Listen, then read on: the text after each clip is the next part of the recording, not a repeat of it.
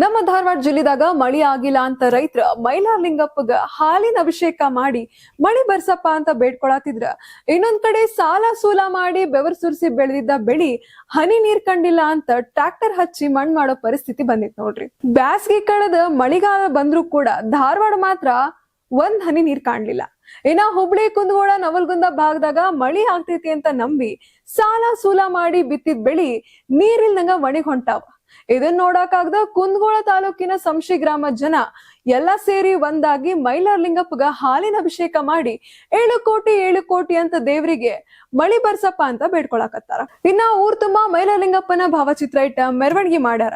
ಕುದುರೆಕಾರರು, ಊರ್ ಹಿರಿಯರು ಮತ್ತ ಕುಂದಗೋಳ ಮಠದ ಶಿವಾನಂದ ಶ್ರೀಗಳ ಸಮ್ಮುಖದಾಗ ಕಾಯಿ ಒಡೆದು ವಿಶೇಷ ಪೂಜೆಯನ್ನ ಮಾಡ್ಯಾರ. ನಮ್ಮನೆಲ್ಲ ಉಳಿಸಪ್ಪ, ಮಳಿ ತರ್ಸಪ್ಪ, ಅನ್ನದಾತನ ಹೊಟ್ಟಿ ತಣ್ಣಗಿಡಪ್ಪ ಅಂತ 7 ಕೋಟಿ ಮೈಲಾರಲಿಂಗಪ್ಪಗ ಕೈ ಮುಗಿದು ಬೇಡಾಕತ್ತಾರ. ಇನ್ನ ಈ ಕಡೆ ಶಿರೂರ್ ಮತ್ತ ಸಂಶಿ ಕಡೆ ಹಗಲು ರಾತ್ರಿ ಬೆವರು ಸುರಿಸಿ ಬೆಳೆದ ಬೆಳಿ ಇನ್ನೇನ್ ಕೈಗೆ ಸಿಗಂಗಿಲ್ಲ ಅಂತ ತಿಳಿತಿದ್ದಂಗ ರೈತರ ಕಣ್ಣೀರ್ ಹಾಕೋತ ಟ್ರ್ಯಾಕ್ಟರ್ ಹಚ್ಚಿ ಹೊಲ ಹರಗೋ ಪರಿಸ್ಥಿತಿ ನಿರ್ಮಾಣ ಆಗೈತ್ ನೋಡ್ರಿ. ಒಂದ್ ಕಡೆ ಮಳಿ ಸಲುವಾಗಿ ರೈತರ ಮೈಲಾರಲಿಂಗಪ್ಪಗ ಅಡ್ಡ ಬಿದ್ದು ಬೇಡ್ಕೊಂಡ್ರ, ಇನ್ನೊಂದ್ ಕಡೆ ಕಷ್ಟಪಟ್ಟ ಹಾಕಿದ ಬೆಳಿ ಪೂರ್ಣ ಮಣ್ಣು ಪಾಲಾಗೈತಿ.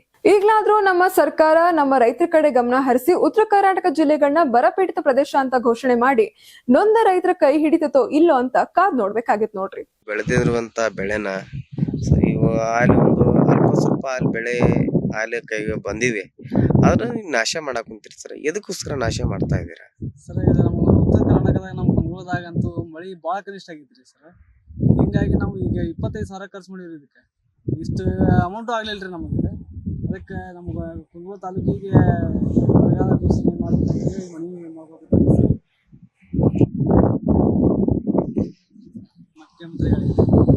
ಮಾನ್ಯ ಮುಖ್ಯಮಂತ್ರಿಗಳೇ ಒಂದು ವಿಶೇಷ ಪ್ಯಾಕೇಜ್ ತಿಳಿಸ್ಕೊಡ್ಬೇಕು ಸರ್. ಮನೆ ಮಾಡ್ಕೋಬೇಕು ಸರ್.